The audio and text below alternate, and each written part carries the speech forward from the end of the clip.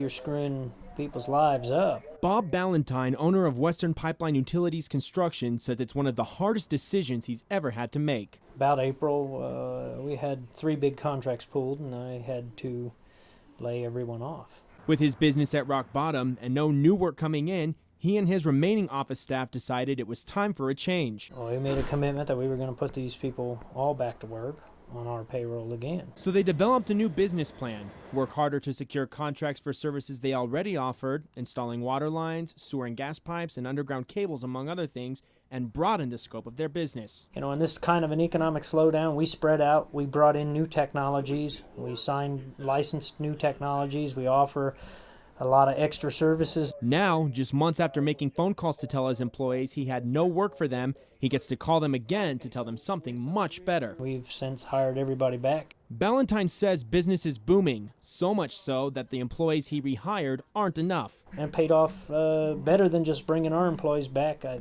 have 8 new people, and when we're done, we'll have 16 new people. It's a blessing that these guys hired me, and I'm grateful. John Evans is starting with Western Pipeline this week, the first time he's worked since January when he was laid off from his job on the rigs. It's been tough, a lot tougher since, I was used to making what I was making in the oil field to having to really budget myself. He says he couldn't believe he found a company that was hiring and really couldn't believe it when they offered him a job. I was excited because I have child support, truck payment, insurance, the typical day-to-day. Ballantyne says he's just as excited that he's been able to help out people like Evans. But even with all the business calls coming into the office these days, he knows it's still going to take hard work to make sure he doesn't have to go through this experience ever again. It's not something that we can sit back now.